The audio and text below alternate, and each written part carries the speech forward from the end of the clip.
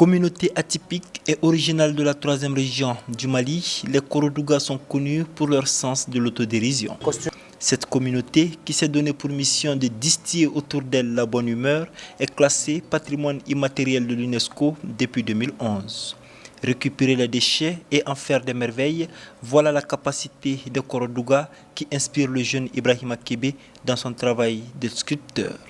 Diplômé du Conservatoire des Arts et Métiers Multimédia Balafassé Kouyaté, il a d'ailleurs consacré son mémoire de fin d'études à la tradition des Korodouga.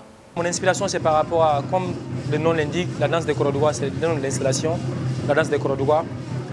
Et je fais, ces gens-là qui sont dehors, je fais comme eux, en fait. C'est les gens qui récupèrent tout ce qui se trouve autour d'eux pour faire des costumes, pour faire des masques et pour s'habiller avec. Et ils récupèrent même de la nourriture pour manger. Moi, je fais la même chose parce que je pense que c'est le recyclage, c'est vraiment l'une des choses que tout le monde doit faire, en fait. Parce que les défis de l'environnement, je pense que c'est les défis du siècle, en fait. Une inspiration qui, en plus de lui permettre de jouer son rôle dans la lutte contre la pollution de la planète, lui permet également de toucher les défis qui frappent la société et notamment la jeunesse. Et ça, c'est par rapport à l'immigration. Tu vois, des jeunes qui quittent chez eux, qui font le tour du monde, mais les mains vides. Et où ils partent, personne ne le sait, au fait. Est-ce qu'ils vont retrouver ce qu'ils cherchent? Le point d'interrogation reste là, quoi. Le regard plongé dans ses œuvres, fait d'amulettes, les tableaux du jeune Ange Dakou sortent de l'ordinaire. Seul au Mali, à faire des tableaux de cette nature, ses œuvres ont voyagé à Paris, au Maroc, en Côte d'Ivoire et au Sénégal. Tout comme Ibrahima Kébé, il tire son inspiration des savoirs ancestraux. Cette image, c'est tout d'abord inspiré du costume des chasseurs.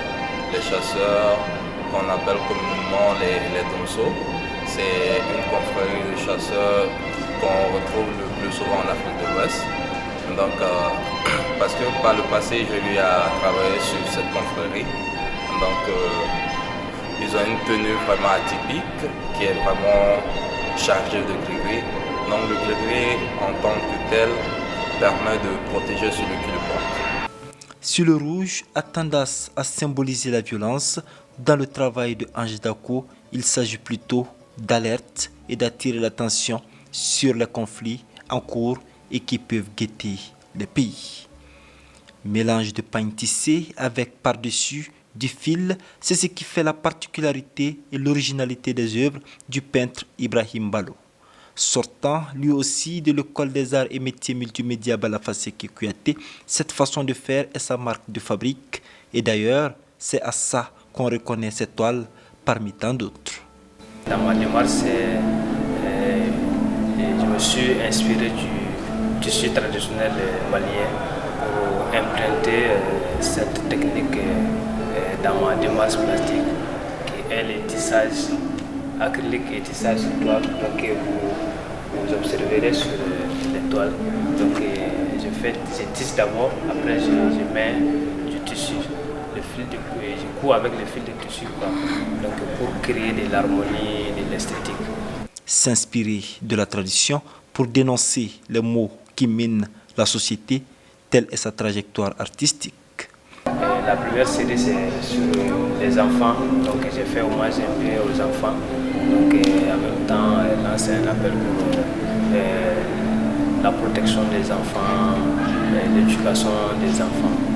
Les violences, les hontes, les trahisons, les génocides, donc j'essaie d'évoquer dans cette toile avec le fond en rouge.